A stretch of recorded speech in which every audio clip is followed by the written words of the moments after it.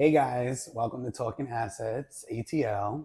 Of course, you got your co-host Jabril Porter. And I'm Mrs. Key. I'm Diamond. And I'm Devon. This is episode 2, right? This is It episode is. 2. Look it in, tell Keep it. in mind that we have the same outfits on. No, look, they'll be like, they're never gonna notice. They're not gonna notice. We are here today to talk about how long it took us to close our first real estate deal as licensed realtors.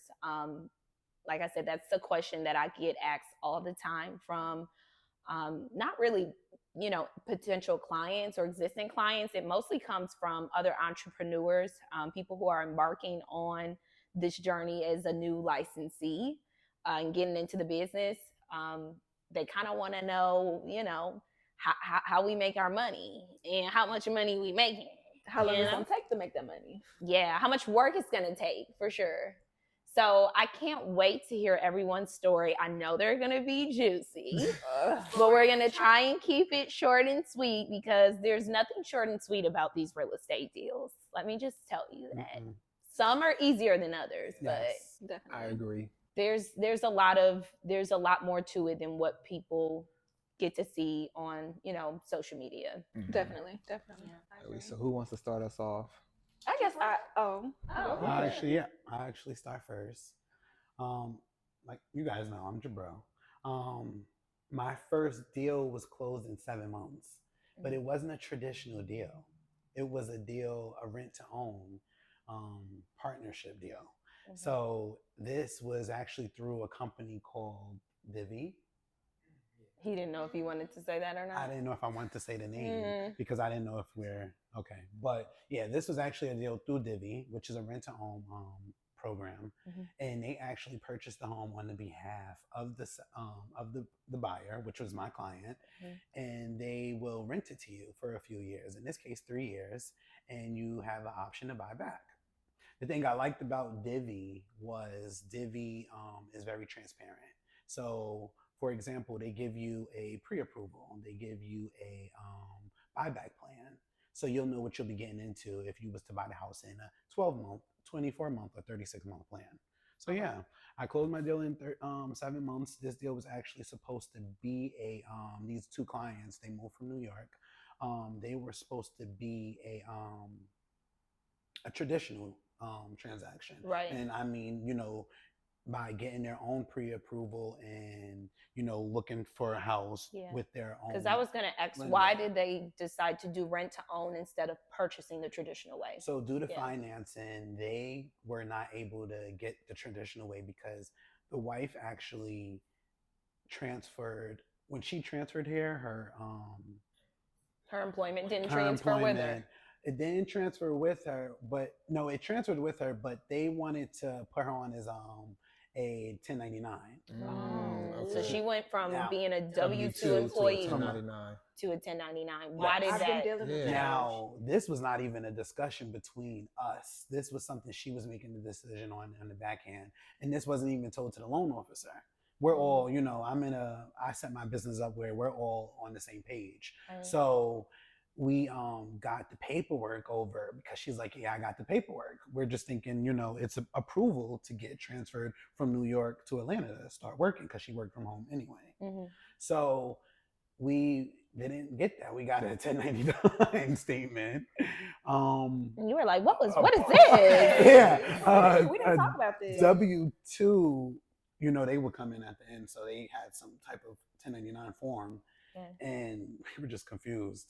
So that was the point where I had to make the phone call and ask my client what was going on. And she explained to me like, oh, this was the only way I was able to get transferred to Georgia was to become a 1099. Oh, wow. That's interesting. And she didn't know, obviously, that would impact her financing. No, and she did not know that. And that's just how it went. So, one structure I do, have in my business plan is, okay, strategy 1 and strategy 2 is backup. Okay. So backup was Divvy. There was other rent to own programs, but I think for my client, Divvy was the most suitable. Yeah. So 7 months for me. Okay. Yeah, that's still good. Well, we'll get into the deets of that deal and how that Later. went to close later. But go ahead, Diamond. Let's hear your story. So y'all know.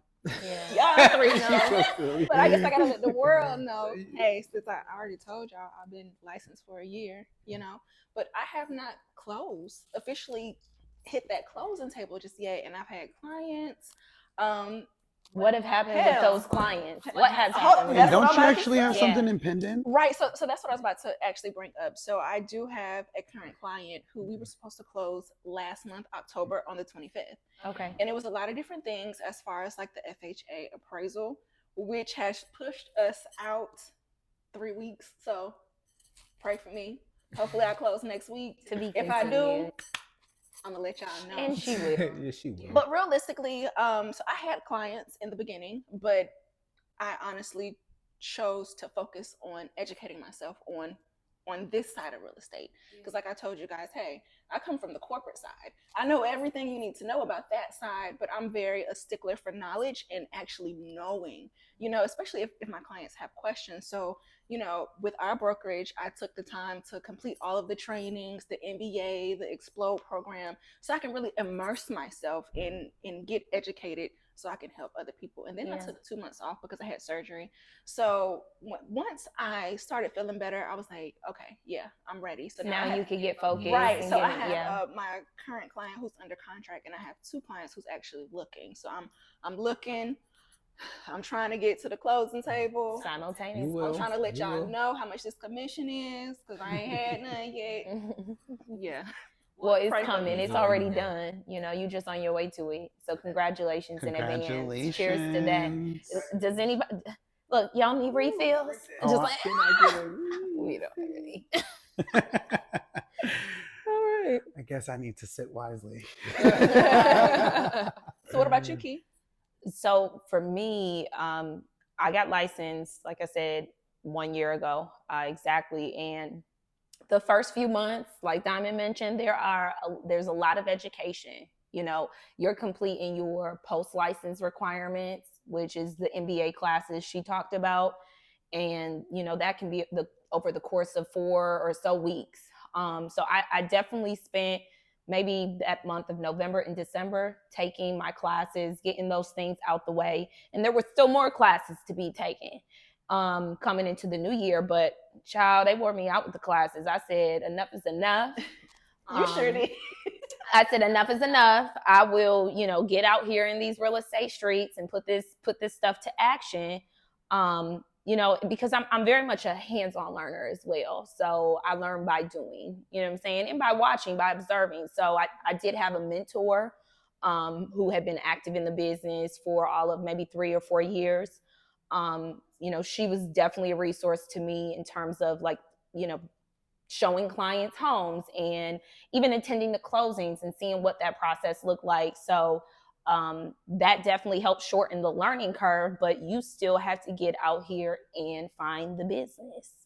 What'd you do? So it wasn't until after I'd taken, it was like a pretty extensive training class with our brokerage. That's where I met Diamond and Devon in this training. I met you. Y'all met y'all too. We met in another class. No. An office meeting. At my first office meeting. At your first office meeting. Yeah, I walked up. I was like, hey, can I sit next to you? And she was so cute, like she is now. But I'm just like, she came in there with her cowgirl boots on and all that. I said, she looks so cute. Check the outfit out today. Yes, get into the look. It's good. Get into the look, okay?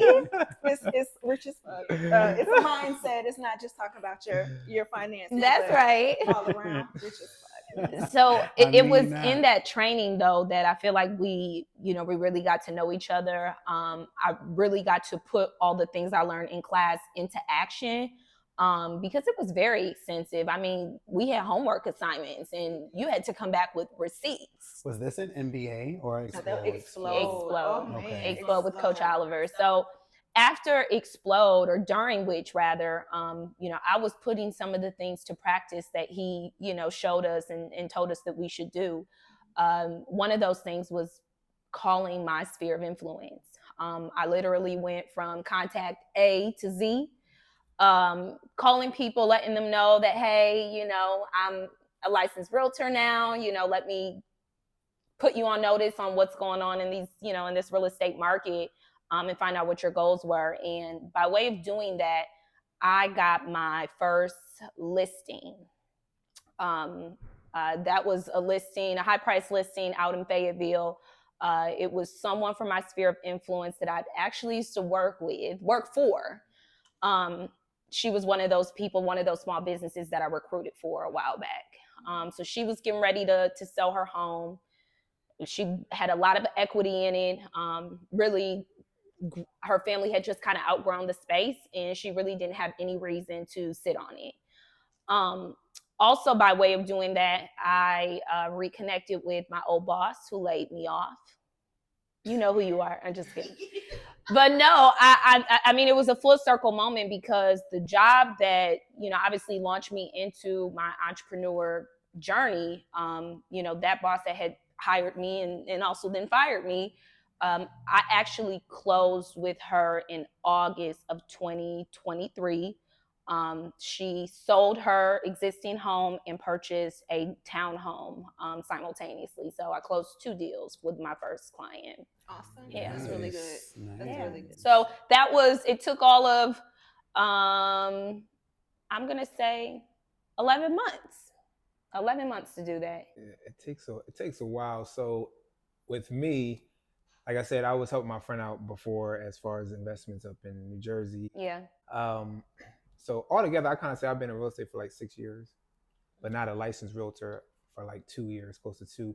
But my first deal actually was 3 months after I got licensed, but it wasn't a buying or a selling deal. It was a rental. I was through actually a family member. She had reached out to me, and she was like, my friend is looking to move to Georgia. And I ended up doing a rental closing with her in Kennesaw. And it actually ended up not being a traditional way of through our MLS system. It actually was a for rent by owner.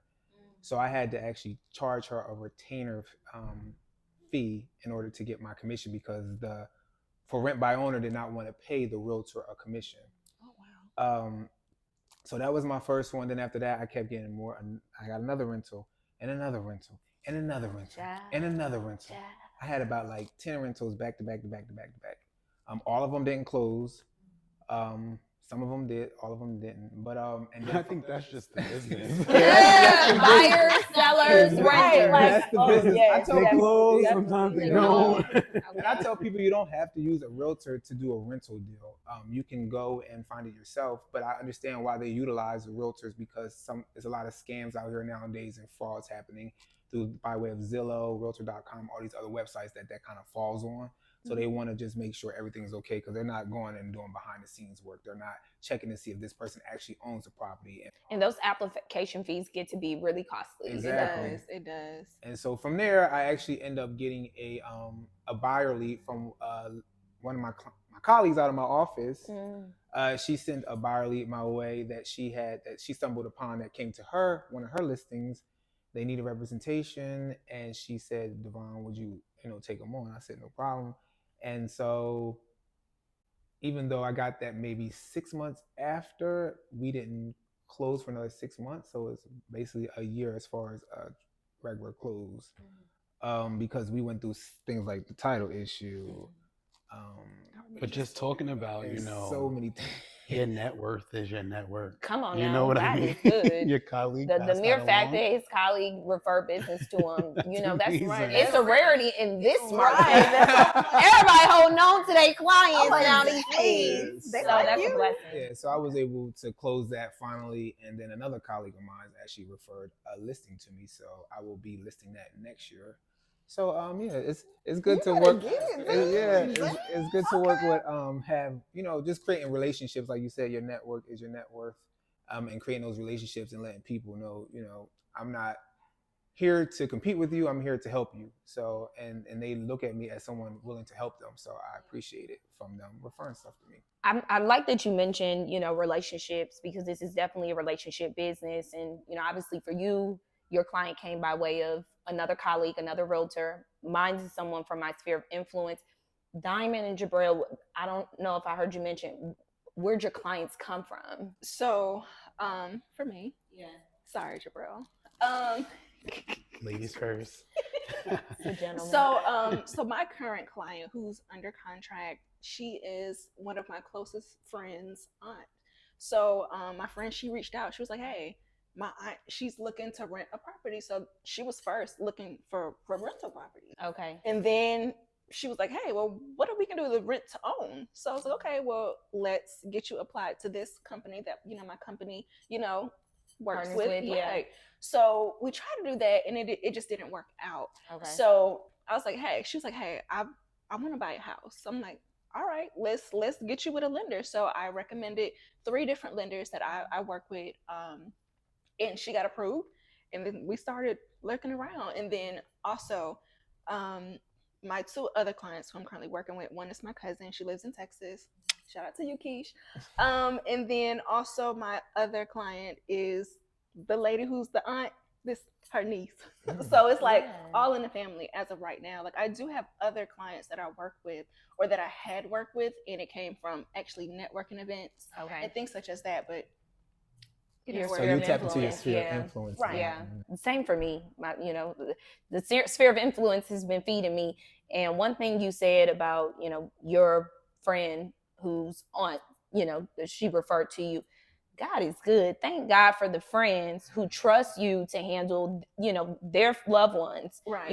with the largest transaction they maybe will have in their lives. You know what I'm saying? It says a lot about how they see you as a professional to send their aunt to you. Yeah, honey, she's my aunt now. I mean that.